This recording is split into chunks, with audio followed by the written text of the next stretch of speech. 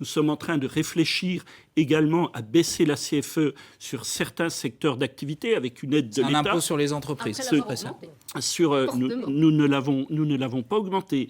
Nous avons simplement enlevé un certain nombre. 150%, monsieur Meslo. Il y a des commerçants qui ne vont pas s'en remettre. Mais vous voyez, vous avez même du mal, vous parlez de démocratie, vous avez du mal à laisser quelqu'un qui n'a pas la même opinion que vous s'exprimer. Là, on est sur des faits. On est sur des faits, Damien Damien Meslo, pour le coup.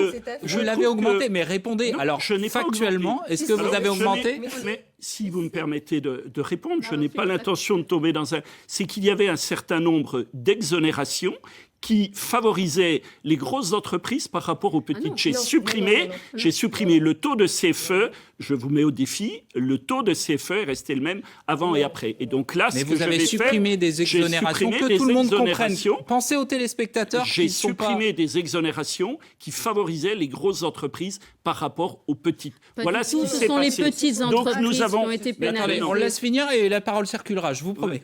Si vous me laissez terminer, je pourrai expliquer. Et là, ce que nous allons faire, nous allons donner des exonérations de CFE grâce à une aide de l'État. L'État donnera une partie, nous donnerons le reste sur des secteurs qui ont été particulièrement touchés. Je pense à l'hôtellerie, je pense à la restauration. Voilà un certain nombre de secteurs qui pourront bénéficier de ces baisses de CFE. Donc ce que nous avons fait, nous avons assuré la protection de nos populations, de notre économie pendant cette crise. Marie-Josée Fleury, je rappelle, vous êtes commerçante, donc vous êtes concernée et vous connaissez bien la question. Allez-y. Oui, tout à fait. Sur la CFE, d'ailleurs, dès le départ, dès le mois de janvier, on avait dénoncé en fait cette augmentation des bases locatives qui, chez les petits commerçants qui ont des petits chiffres d'affaires, ont fait augmenter mais drastiquement la CFE.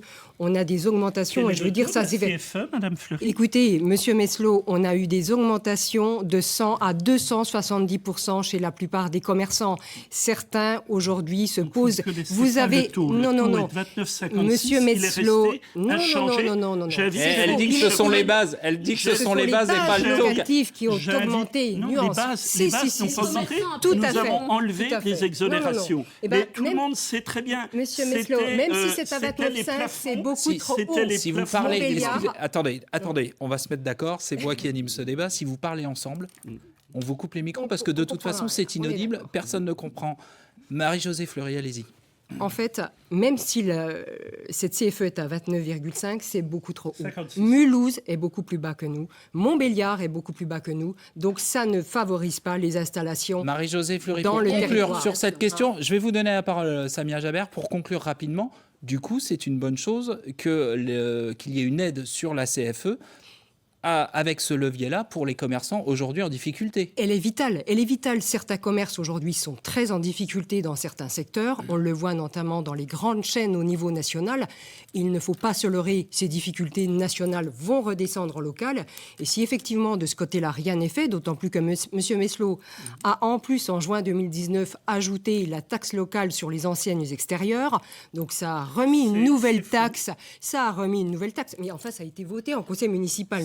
Allez, Samia Jaber est une élue municipale, elle va pouvoir nous dire ce qu'il en est. Je ne relancerai pas le débat. Nous avons déjà eu ce débat au Grand Belfort au moment où M. Meslo a fait le choix d'augmenter la CFE. Nous l'avions alerté sur le fait que ça allait impacter beaucoup plus de petites entreprises et de commerces qu'il ne le pensaient.